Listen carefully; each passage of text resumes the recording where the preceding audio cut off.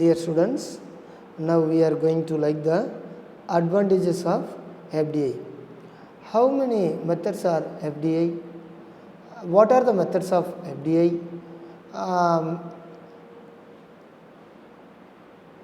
Objectives of FDI அப்படின்றத நிறைய நம்ம பார்த்துட்டு இருந்தோம். இப்போ நம்ம என்ன பார்க்க போகிறோம் அப்படின்னா அட்வான்டேஜஸ் ஆஃப் FDI. ஒரு நாடு மற்றொரு நாட்டில் போயிட்டு டைரெக்டாக இன்வெஸ்ட்மெண்ட் பண்ணுறதுனால அப்போ நமக்கு என்ன நன்மைகள் கிடைக்கும், வெளிநாட்டினுடைய நேரடி முதலீட்டுனால நமக்கு என்ன நன்மைகள் கிடைக்கும் அப்படின்றது தான் இப்போ நம்ம பார்க்க போகிறோம். அதுதான் advantages of FDI. Foreign direct investment mostly takes from the direct investment. அயல்நாட்டு நிறுவனங்கள் நேரடியாக முதலீடு செய்வதற்கான நோக்கம் என்ன? அப்போ நம்ம நாட்டில் என்ன பண்ணுறோம், இன்வெஸ்ட்மெண்ட்டை ரெடியூஸ் பண்ணிவிட்டு டைரக்ட் இன்வெஸ்ட்மெண்ட்டுக்கு முக்கியத்துவம் கொடுக்குறோம். Hence we deal here with a foreign direct investment. வெளிநாட்டு நிறுவனங்கள் பெரும்பாலும் முதலீடு நேரடி முதலீடாகவே நம்ம நாட்டுக்குள்ளே என்ன பண்ணோம், உள்ளே என்ட்ரி ஆகும், நுழையும். அப்படி நுழையிறதுக்காக என்ன காரணம் அப்படின்னு பார்த்திங்கன்னா அதற்கான நன்மைகள் என்ன, நமக்கான நன்மைகள் என்ன? The important advantages of foreign direct investment are the following. இதனுடைய இம்பார்ட்டன்ட் அட்வான்டேஜஸ் என்ன அப்படின்னு பார்க்குறோம். There are important 11 types in important.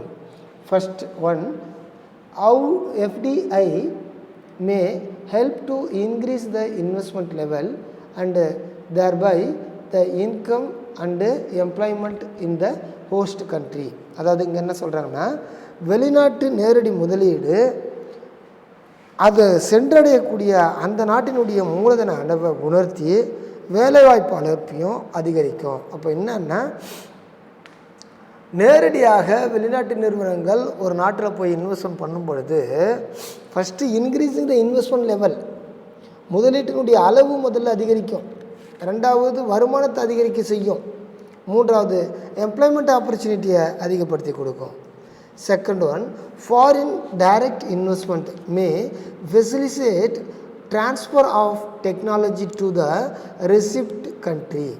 இங்கே என்ன சொல்கிறாங்க அப்படின்னா, நேரடி மூலதனம் அப்படி எந்த நாட்டுக்கு சென்றடைகிறதோ அந்த நாட்டில் புதிய தொழில்நுட்பத்தை கொண்டு வருகிறது. இப்போ உதாரணத்துக்கு எடுத்துங்களேன், யுனைடெட் ஸ்டேட்ஸ் ஃபாரின் அமெரிக்க நாடுகளோ இல்லை ஐக்கிய அரபு நாடுகளோ நம்ம நாட்டில் என்ன பண்ணுறாங்க அப்படின்னா நேரடியாக முதலீடு செய்கிறாங்கன்னு வச்சுக்கோங்களேன். ஃபார் எக்ஸாம்பிள் இன் இந்தியா அப்படி இன்வெஸ்ட்மெண்ட் பண்ணும்பொழுது என்ன ஆகும், நம்ம நாட்டில் அதிகமாக டெக்னாலஜியெல்லாம் நம்ம பயன்படுத்தலை அப்படின்னா அவங்க டெவலப்டு கண்ட்ரி தானே ஃபாரின் இன்வெஸ்ட்மெண்ட்டு பண்ணுறவங்க.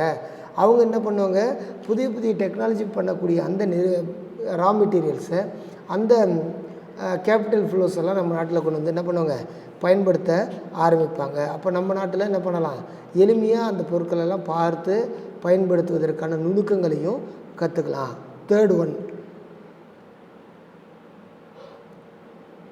FDI may also be revenue to the government of host country when it is taxes profit of foreign firms or get royalty from the transaction agreement. அதாவது இங்கே என்ன சொல்கிறாங்க அப்படின்னா, வெளிநாட்டினுடைய நேரடி முதலீடு நுழையும் பொழுது அந்த நாட்டினுடைய அரசுக்கு நிறுவன லாப வரி அப்படின்ற ஒரு லாப வரியை செலுத்துவதன் மூலமாக நமக்கு என்ன கிடைக்கும், வருமானம் அப்படின்றது கிடைக்கும். அந்த நிறுவனங்கள் உள்ளே என்ட்ரி ஆகும் பொழுது அந்த நாட்டினுடைய நிறுவனம் என்ன நீங்கள் நடத்த போகிறீங்களோ அந்த நிறுவனத்தினுடைய லாபத்தை பொறுத்து எங்களுக்கு என்ன கட்டணும், வரி கட்டணும் அப்படின்னு சொல்லுவாங்க. அப்போ வரி கட்டணும் அப்படின்னு சொல்லும்போது எந்த அளவுக்கு இவன் லாபத்தை சம்பாதிக்கணும் நோக்கத்துக்காக தான் உள்ளே வருவான். யார், ஃபாரின் டைரக்ட் இன்வெஸ்ட்மெண்ட். அவன் அதிகமாக லாபத்தை சம்பாதிக்கணும்னு உள்ளே வரும்பொழுது அப்போ அந்த லாபம் எந்த அளவுக்கு அதிகரிக்கிறதோ அதே அளவுக்கு நமக்கு என்ன கிடைக்கும்,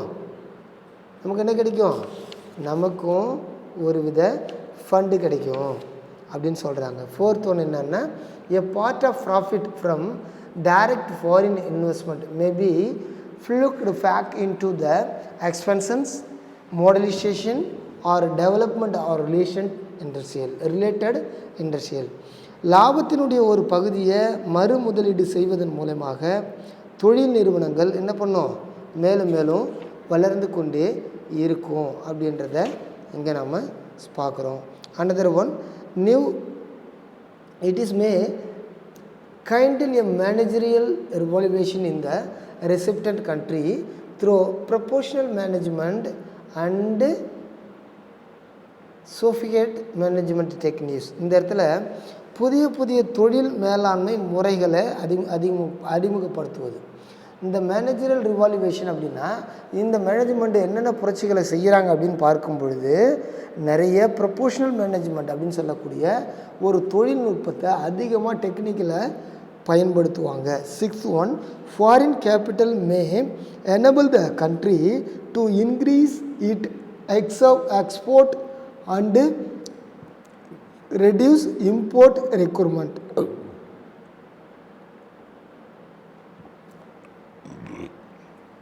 இங்கே என்ன சொல்கிறாங்கன்னா,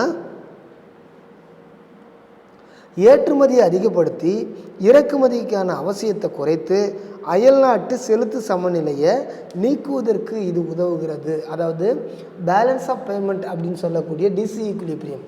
இது என்ன பேலன்ஸ் ஆஃப் பேமெண்ட்டினுடைய டிஸ்ஈக்குலிபிரியம்னா, ஒரு நாட்டில் நம்ம பொருட்களை எக்ஸ்போர்ட் பண்ணுறோம் அப்படின்னா அந்த நாட்டிலேருந்து நம்ம பொருட்களை இம்போர்ட் பண்ணுவோம். இப்போ உதாரணத்துக்கு 1 lakh வேல்யூ உள்ள ஒரு பொருட்களை பல பொருட்களை நம்ம வெளிநாட்டில் எக்ஸ்போர்ட் பண்ணியிருக்கிறோம் அப்படின்னு வச்சுங்களேன். அதே 1 lakh வேல்யூ உள்ள அந்த பொருட்களை தான் நம்ம இம்போர்ட் பண்ணுவோம். ஆனால் நம்ம நாட்டில் டிமாண்டு குறைவாக இருக்கிறதுனாலையோ அதிகமாக இருக்கிறதுனாலையும் நம்ம நாட்டில் அந்த பொருட்களெல்லாம் உற்பத்தி பண்ணுவதற்கு போதிய அளவில் ரா மெட்டீரியல்ஸ் இல்லாததுனாலையும் நம்ம என்ன பண்ணோம்னா 1 lakh விட அதிகமாக நம்ம இம்போர்ட் பண்ண ஆரம்பிப்போம்.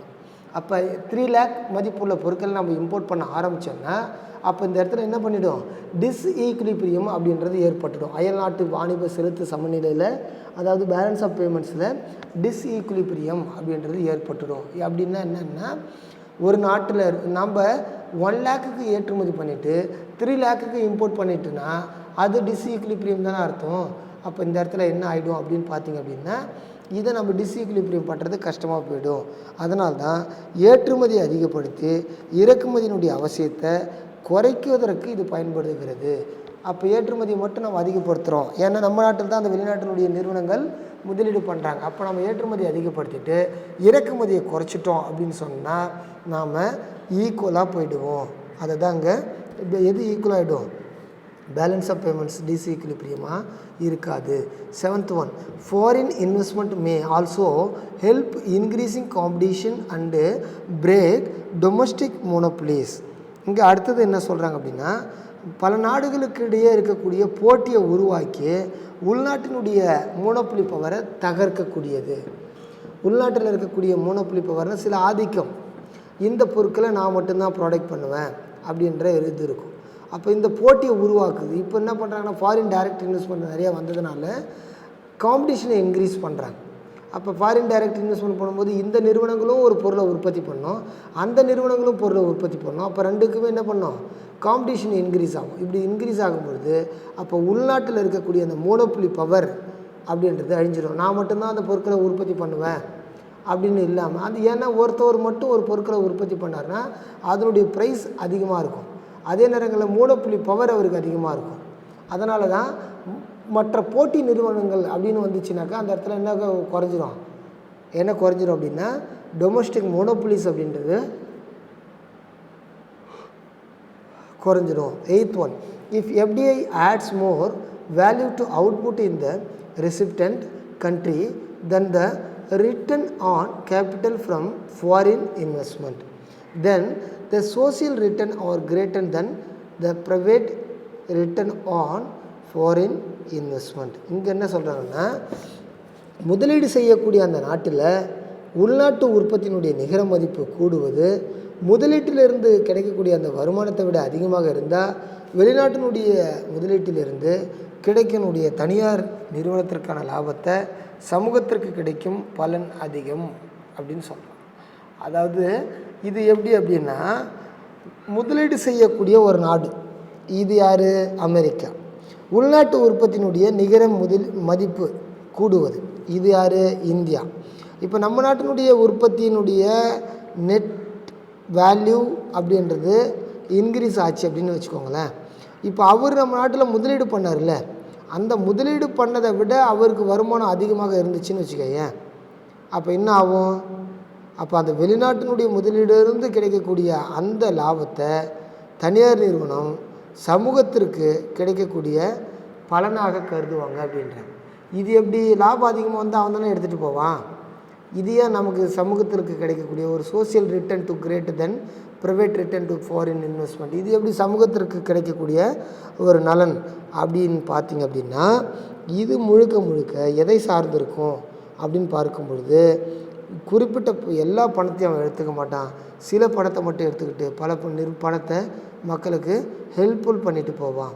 9th one, by being the capital and foreign exchange, FDI may help in the building the savings cap and the foreign exchange cap in order to achieve goal of national economic development. இது அருமையான ஒரு concept. வெளிநாட்டினுடைய நேரடி மூலதனம் முதலீட்டையும் சரி, அந்நிய செலாவணி foreign exchange அந்நிய செலாவணியும் சரி டைரெக்டாக கொண்டு வரதுனால சேமிப்பும் முதலீடும் ஒரு குறிப்பிட்ட இடைவெளி, அந்த கேப் இருக்குது பார்த்திங்களா, எக்ஸ்சேஞ்ச் கேப், இதை நிரப்பி ஒரு நாட்டினுடைய எக்கனாமிக் டெவலப்மெண்ட் அதிகரிப்பதற்கு இது துணை புரிகிறது அப்படின்றான். இது எதுக்காக துணை புரிகிறதுன்னா, சேவிங்ஸை உருவாக்கி இன்வெஸ்ட்மெண்ட் அதிகப்படுத்தும் பொழுது நம்ம நாட்டினுடைய வளர்ச்சி அதிகமாகும். 10th பாயிண்ட் என்ன அப்படின்னு பார்த்தீங்கன்னா, foreign investment May stimulate domestic enterprises to invest in the ancillary industrial in collaboration with foreign enterprises. அதாவது இங்கே நம்ம என்ன சொல்கிறோம் அப்படின்னா, கிட்டத்தட்ட உள்நாட்டு தொழில் நிறுவனங்கள் வளரவும் வெளிநாட்டு நிறுவனங்களோடு இணைந்து உள்நாட்டினுடைய சிறு தொழில்கள் வளரவும் இது உதவுகிறது அப்படின்றோம். நம்மளால் தான் இன்வெஸ்ட்மெண்ட் பண்ண முடியல, வெளிநாட்டு நிறுவனங்கள் நம்ம நாட்டுக்கு வந்து இன்வெஸ்ட்மெண்ட் பண்ணுறாங்க. அப்படி இன்வெஸ்ட்மெண்ட் பண்ணும்பொழுது நம்ம என்ன பண்ணோம் அப்படின்னா, அந்த நிறுவனங்களோடு நம்ம நாட்டினுடைய ஸ்மால் ஸ்கேல் இண்டஸ்ட்ரியல் இருக்கும் பார்த்திங்களா, சிறிய சிறிய நிறுவனங்கள், அவங்களும் இது மூலயமா என்ன பண்ணிக்கலாம், பயன்படுத்திக்கலாம். த லாஸ்ட் ஒன் என்னென்னா, lastly FDI flowing into the developing country may also encourage its entrepreneurs to invest in the other LDC. அதாவது என்னென்னா, உள்நாட்டினுடைய தொழில் முனைவோர்கள் அப்படின்னு இருக்கிறாங்க இல்லையா, ஆண்டர்பிரனர், அவங்க வெளிநாட்டு மூலதனத்தை மற்ற நாடுகளில் முதலீடு செய்கிற அளவுக்கு இது தூண்டுகிறது ஒரு பக்கம். ரெண்டாவது என்னென்னா, இந்திய நிறுவனங்கள் நேபாளம், உகாண்டா, எத்தியோப்பியா மற்றும் கென்யா இந்த நாடுகளில் முதலீடு செஞ்சுருக்கு. ஒவ்வொரு நாடும் இப்போ இதெல்லாம் வளராத நாடு, எதை பொறுத்த வரைக்கும், இந்தியாவை பொறுத்த வரைக்கும் கென்யா, உகாண்டா, இவங்க மேலாம் இன்வெஸ்ட்மெண்ட் பண்ணியிருப்பாங்க. இன்வெஸ்ட்மெண்ட் பண்ணி என்ன பண்ணுவாங்க, அதிகமான லாபத்தை கண்டுபிடிப்பாங்க. மொரிஷியஸ் அண்டு சிங்கப்பூர் போன்ற சிறிய நாடுகளின் வழியாக மிக அதிக அளவில் முதலீடு இந்தியாவுக்கு வருகிறது. இந்தியாவுக்கு எங்கே அதிகமாக முதலீடு வருது அப்படின்னு பார்த்தீங்கன்னாக்கா, மொரிஷியஸ்